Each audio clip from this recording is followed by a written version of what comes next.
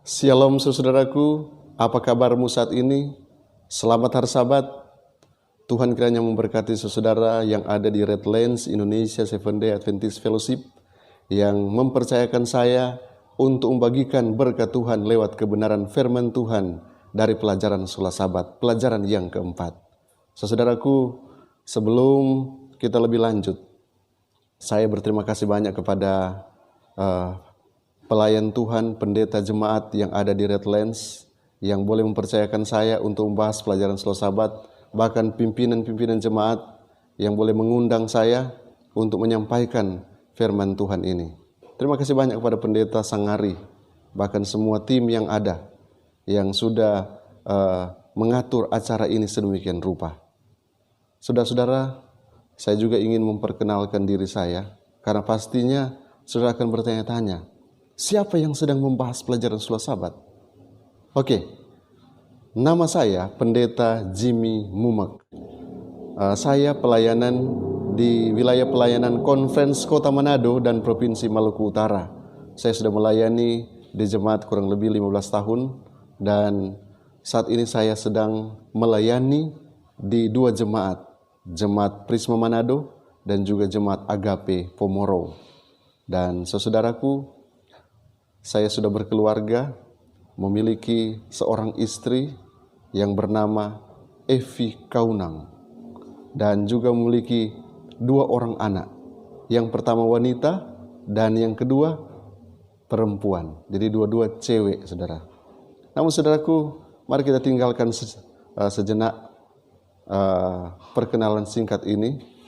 Ada salam hangat dari jemaat yang saya layani, dari jemaat Agape Pomoro dan juga jemaat Prisma Manado. Ada yang mau terima salam hangatnya? Oke, saya percaya saudara yang ada di rumah juga pasti sedang mendengarkan dan dengan lapang dada akan terima salam mereka. Oke saudara, kita akan bahas pelajaran kita. Sebelum kita bahas, mari kita tunduk kepala, kita minta tuntunan kuasa sorga. Kita berdoa. Kiranya kasih karuniamu dan damai sejahteramu yang melampaui segala akal akan memberkati kami, menyertai kami, menuntun arah pikiran kami, sehingga kami boleh memahami maksud Tuhan dalam perjalanan iman kami. Dalam nama Yesus. Amin. Saudara-saudaraku, kita sudah masuk pada pelajaran yang keempat dengan judul Alkitab Sumber Resmi Teologi Kita. Kita akan berbicara tentang teologi. Berbicara tentang teologi secara etimologi berarti berbicara tentang ilmu ketuhanan. Tetapi lebih dalam kita akan mempelajari juga akan apa keinginan Tuhan di dalam perjalanan iman kita. Kita menggunakan Alkitab. Bahkan semua denominasi gereja menggunakan Alkitab sebagai sumber resmi teologi mereka. Mereka yakini bahwa Alkitab adalah sumber yang tepat. Tapi saudaraku, benarkah Alkitab ini menjadi sumber resmi teologi daripada semua gereja? Faktanya saudara, hampir semua gereja memiliki doktrin dan teologi yang berbeda-beda. Walaupun pengakuan berdasarkan kepada sumber yang sama. Ada sumber-sumber yang lain yang digunakan, namun yang menjadi dasar teologi daripada gereja kita ialah Alkitab dan Alkitab saja. Oke, mari kita lihat sejenak. Kita boleh kilas balik. Kita boleh lihat sahabat-sahabat kita dari Ortodoks dan Katolik. Mereka juga menggunakan Alkitab, tapi mereka juga menggunakan tradisi. Bahkan saudara kita dari Karismatik, Pantekosta, mereka juga menggunakan Alkitab, tapi mereka juga lebih memperdalam akan pengalaman mereka, pengalaman iman mereka. Bahkan jadi akhir daripada sumber mereka yaitu pengalaman iman. Bagaimana dengan teologi liberal? Teologi liberal, mereka percaya Alkitab, tetapi bila itu sudah di luar akal sehat, mereka tidak terima lagi. Dan saudara, yang keempat ialah budaya. Semua gereja akan dipengaruhi dengan budaya setempat, sadar atau tidak, dipengaruhi dengan budaya setempat. Dan yang terakhir yaitu Alkitab. Alkitab adalah perbandingan daripada Alkitab itu sendiri. Oke, kita akan lihat satu persatu. Kita akan bahas satu persatu. Apakah benar sumber-sumber ini punya manfaat atau tidak? Atau apakah sumber-sumber ini boleh menjadi teologi dasar daripada gereja kita?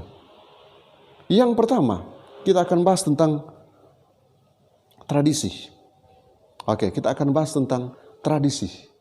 Tapi sebelum kita bahas tentang tradisi, saya ingin kita coba mendasari dulu pemikiran kita dengan dasar Alkitab dan dasar Roh Nubuat. Dasar Alkitab saya mau ambil dari ayat hafalan sepanjang sepekan, yaitu di dalam Yesaya pasal 8 ayat yang ke-20.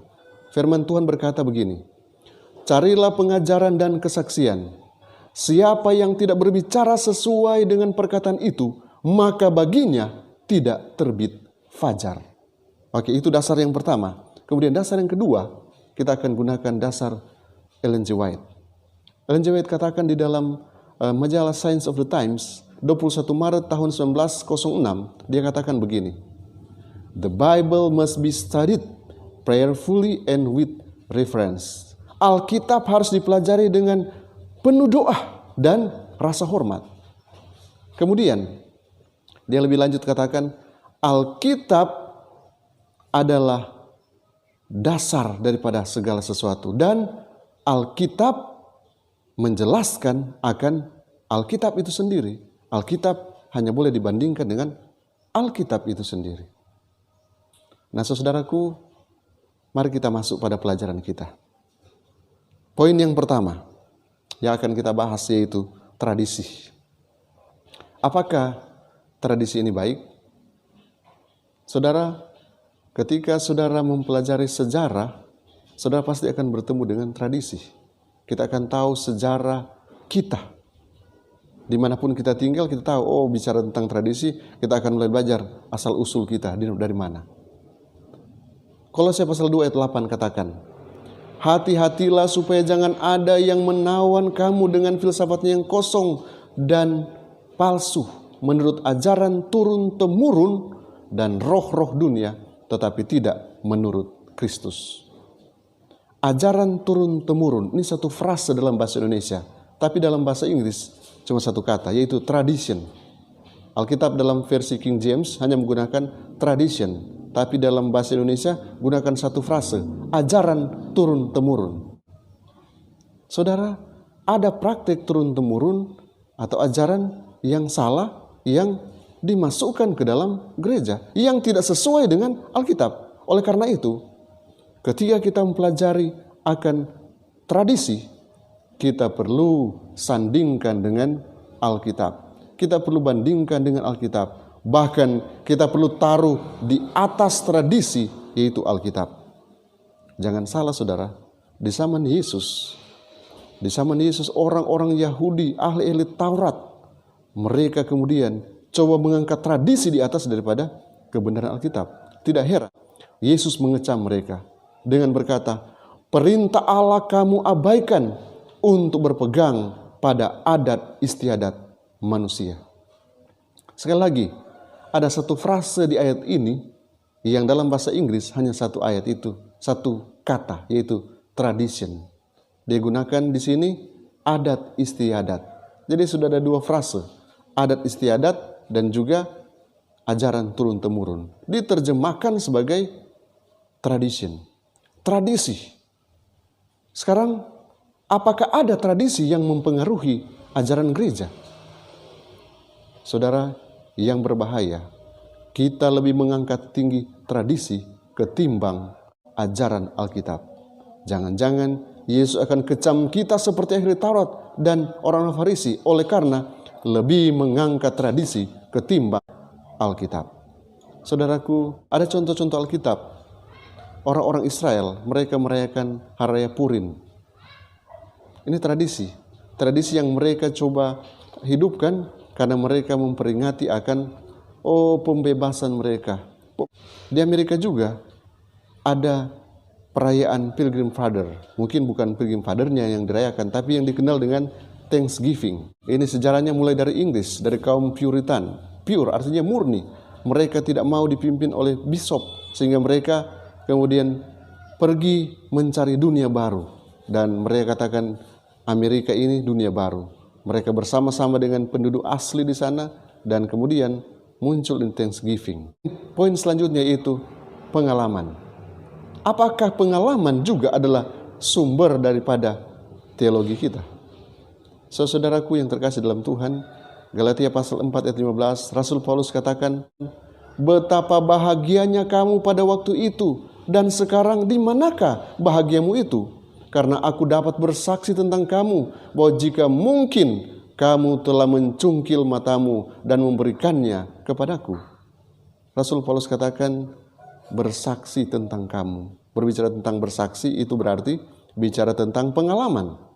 Dan pengalaman, jika kita kemudian kaitkan dengan iman, ada pengalaman iman yang menyakitkan, ada juga pengalaman iman yang mendatangkan semangat untuk senantiasa mau melayani Tuhan. Nah, saudaraku, tatkala kita coba mendasarkan saja hanya kepada pengalaman, iman kemudian kita abaikan, maka saudara, kita akan tiba pada satu kesimpulan yang salah. Karena ada yang katakan, oh dulu saya punya pengalaman dengan Yesus, saya bertemu dengan Yesus, dan kemudian Yesus katakan ini dan itu. Sekarang apakah itu pengalaman yang benar? Atau ketika Anda coba dasarkan hanya pada pengalaman, ketika Anda kemudian mengalami pengalaman yang menyakitkan, Anda akan segera meninggalkan iman Anda. Tapi tatkala Anda dasarkan juga kepada Alkitab, Anda coba bandingkan dengan Alkitab, Anda kemudian lihat dari pengalaman-pengalaman tokoh-tokoh Alkitab, mereka juga mengalami siksaan, aniaya, tetapi mereka tetap ada dalam suasana sukacita. Seperti ungkapan daripada Yakobus 1 ayat yang kedua, anggaplah sebagai satu kebahagiaan apabila kamu jatuh ke dalam berbagai pencobaan. Pengalaman pencobaan juga bisa mendatangkan kebahagiaan, tapi di satu sisi bisa melemahkan iman kita. Saudara-saudaraku, mari kita masuk pada poin yang selanjutnya, poin yang ketiga, yaitu budaya. Bagaimana dengan budaya, saudara? 1 Yohanes pasal 2 ayat yang ke-16 berkata, sebab semua yang ada dalam dunia, yaitu keinginan daging dan keinginan mata, serta keangkuhan hidup, bukanlah berasal dari Bapa, melainkan dari dunia. Saudara, bicara tentang budaya, kita tinggal di satu budaya di mana kita juga paling tidak perlu menyesuaikan dengan mereka. Tetapi ada budaya-budaya tertentu yang tidak sesuai dengan doktrin Alkitab. Jadi dengan kata lain, selalu kita coba bandingkan dengan Alkitab. Bila budaya-budaya itu sudah bertentangan dengan Alkitab, itu berarti itu akan melemahkan iman kita. Tapi saudara, ada di beberapa negara di mana budaya mereka sudah secara otomatis cocok dengan Alkitab. Bahkan ada di tempat-tempat tertentu. Contoh, di Sangir Talaut, sebelum Kristenan masuk di sana, ada satu desa di mana desa itu mereka sudah lama, sejak lama, bahkan ketika ditanyakan mereka tidak tahu kapan mulainya, tapi yang pasti setiap hari Sabat, hari Sabtu, mereka tidak melakukan kegiatan mereka. Mereka katakan bahwa budaya mereka sudah dari dahulu seperti ini. Jadi ingat saudara, ada budaya-budaya tertentu yang ternyata cocok dengan Alkitab. Tapi ada budaya-budaya tertentu yang tidak sesuai dengan Alkitab. Karena itu saudara, selalu kita sandingkan dengan Alkitab. Ketika kita berada di satu tempat, kita mungkin perlu menyesuaikan dengan budaya setempat. Tapi pertanyaannya, apakah itu sesuai dengan prinsip-prinsip Alkitab? Karena itu saudaraku, saudara yang ada di Amerika, saudara juga mungkin sedang hidup dalam budaya yang berbeda. Tapi apakah saudara juga sedang menyesuaikan dengan Alkitab atau mau menyesuaikan dengan budaya setempat? Jika budaya setempat tidak sejalan dengan Alkitab, itu berarti kita perlu abaikan. Karena itu saudaraku, sebagai anak Tuhan, kita perlu menguji segala sesuatu seperti ayat hafalan kita. Kalau kita uji, sepertinya tidak sesuai dengan perkataan itu. Oh, baginya tidak terbit fajar, berarti itu palsu. Kita perlu mendasarkan akal pemikiran kita. Bahkan seperti Rasul Paulus katakan tadi, kita perlu tawan pikiran kita di bawah Kristus. Dengan kata lain, janganlah akal pikiran kita, pengetahuan kita yang mempengaruhi iman kita. Nah, saudaraku yang terkasih dalam Tuhan, tatkala kita bicara tentang akal, itu berarti berbicara tentang kemampuan kita. Dan dalam menginterpretasi Alkitab, kita juga menggunakan akal dan pikiran kita. Itu berarti, saudaraku, akal kita juga jangan kita abaikan. Karena tatkala kita akan memperdalam akan kebenaran firman Tuhan, kita juga akan menggunakan akal kita. Tapi jangan akal di atas kebenaran Alkitab. 2 Petrus 1 ayat 12 katakan, akal adalah pemberian dari Allah. Kita dapat menggunakannya untuk mencapai kesimpulan yang benar dan diyakinkan akan kebenaran. Akal akan membuat kita bijaksana jika akal kita tunduk kepada kehendak Allah. Amsal pasal 9 ayat yang ke-10. Apa yang buruk dengan akal? Saudara, saya katakan sangat berbahaya untuk percaya bahwa kita dapat memahami semuanya hanya dengan akal kita sendiri. Allah terkadang bertindak dengan cara yang supernatural, saudaraku. Tidak heran, saudaraku, tatkala Allah membuat mujizat, kita pasti akan katakan, wow, luar biasa. Karena itu, saudaraku, sebagai orang yang beriman, dasar kita bukan cuma hanya akal saja, bukan hanya reason saja. Bahkan kaum idealis, dia katakan bahwa Alkitab di atas daripada akal pemikiran manusia. Kita perlu jadikan ini sebagai landasan. Oleh karena kalau kita gunakan akal kita saja, banyak yang terjerumus dan coba berteologi menggunakan akal pikiran mereka sehingga mereka sudah mengabaikan akan Alkitab. Hati-hati, saudaraku, jika kita hanya menggunakan akal pikiran kita saja. Kemudian poin yang terakhir, yaitu Alkitab. Yohanes pasal yang kelima ayat 46. Sebab jikalau kamu percaya kepada Musa, tentu kamu akan percaya juga kepadaku. Sebab ia telah menulis tentang aku. Kita percaya juga apa yang ditulis oleh firman Tuhan. Kenapa? Karena firman Tuhan menerangkan firman Tuhan itu sendiri. Makanya yang katakan tadi, Alkitab adalah ekspositornya Alkitab itu sendiri. Jadi Alkitab menjelaskan Alkitab itu sendiri. Kita harus bandingkan juga Alkitab dengan Alkitab. Jadi tidak salah ketika kita mempelajari Alkitab, satu teks, kemudian kita bandingkan dengan teks yang lain. Apakah sejajar atau tidak? Saudara, apakah ada kekurangan dari Alkitab? Tentu tidak, saudaraku. Oleh karena Roh Kudus akan terus menuntun kita. Tatkala kita dengan sungguh-sungguh mau pelajari Alkitab, Roh Kudus akan arahkan kita kepada sumber kebenaran yang sebenarnya. Alkitab yang kita pelajari diilhami oleh Allah, dan Alkitab ini bisa mengajarkan kita prinsip-prinsip yang indah. Saudaraku, paling tidak kita sudah belajar ada sumber-sumber yang boleh kita sandingkan dengan Alkitab sebagai dasar teologi kita. Sekarang, ketika kita lihat dari 4 hal tadi, 4 hal yang coba kita bandingkan dengan Alkitab, bahkan 5 hal termasuk Alkitab itu sendiri, kita dapati bahwa baik tradisi, kemudian pengalaman, kemudian juga akal, budaya, semuanya memiliki kelemahan-kelemahannya. Tetapi tatkala dibandingkan dengan Alkitab, ternyata Alkitab harus dibandingkan dengan Alkitab, karena Alkitab akan menjelaskan akan Alkitab itu sendiri. Dan Sabat depan, saudara, kita akan bahas secara khusus tentang hal ini, yaitu sola scriptura. Kita akan berbicara tentang Alkitab dan hanya Alkitab saja. Tapi kali ini kita coba bandingkan dengan pengalaman, dengan akal, iman, tradisi yang ternyata juga mempengaruhi teologi kita, mempengaruhi kepercayaan kita. Tapi di atas segala-galanya hanyalah Alkitab. Saya ingin bacakan satu kutipan dari Nyonya White di dalam buku Fundamentals of Christian Education, chapter 15 halaman 128. Firman Tuhan katakan begini, Kita seharusnya tidak membiarkan argumen manusia manapun untuk menjauhkan kita dari penyelidikan kebenaran Alkitab. Pendapat dan kebiasaan manusia tidak boleh diterima sebagai otoritas ilahi. Allah telah menyatakan dalam firman-Nya apa yang menjadi kewajiban manusia, dan kita tidak boleh diombang-ambingkan dari standar kebenaran yang besar. Dia mengutus putranya yang tunggal untuk menjadi teladan kita dan meminta kita untuk mendengar dan mengikutinya. Jadi saudaraku, otoritas standar kita hanya Alkitab saja.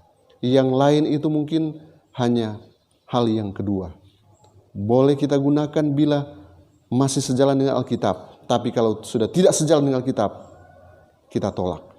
Hanya Alkitab dan Alkitab saja yang akan didasar iman kita, yang akan membentuk iman kerohanian kita sampai kita boleh tiba di dalam kerajaan sorga. Kiranya Tuhan akan memberkati kita semua. Kiranya berkat Tuhan akan jadi bagian saudara yang ada di Redlands Indonesia Seventh-day Adventist Fellowship. Bahkan saudara yang juga menyaksikan di media sosial, saudara pastinya akan diberkati Tuhan. Dan saudaraku, bila saudara memiliki pertanyaan atau komentar, masukan, saudara juga boleh menghubungi nomor WA di bawah ini. Dan bahkan saudara juga boleh komen di media sosial di mana saudara menontonnya. Dengan demikian kita boleh sharing bersama-sama, saling berbagi berkat satu dengan yang lain. Tuhan memberkati kita. Mari kita tunduk kepala, kita berdoa. Kasih karunia-Mu dan damai sejahtera-Mu yang melampaui segala akal, kiranya akan terus memberkati anak-anak Tuhan yang ada di Redlands Indonesia Seventh-day Adventist Fellowship, yang saat ini dibatasi untuk beribadah di rumah saja. Karena itu Tuhan, dimanapun umat-umat Tuhan ini berada, di rumah mereka masing-masing, di tempat dimanapun mereka sedang menyaksikan akan acara ini, biarlah mereka senantiasa akan diberkati Tuhan. Mereka akan tetap kuat dalam iman, mereka akan tetap terhubung dengan Engkau Tuhan. Karena itu Tuhan, hamba berdoa memohon berkat untuk mereka. Biarlah mereka akan selalu menjadikan Alkitab sebagai dasar iman mereka. Mereka akan terus mempelajari Alkitab. Mereka akan terus memperdalam akan kebenaran Alkitab sampai hari Maranatha. Terima kasih Tuhan, inilah doa hamba-Mu. Dengarkanlah doa kami. Sempurnakanlah yang kurang. Jawab sesuai kasih karunia-Mu. Dalam nama Yesus.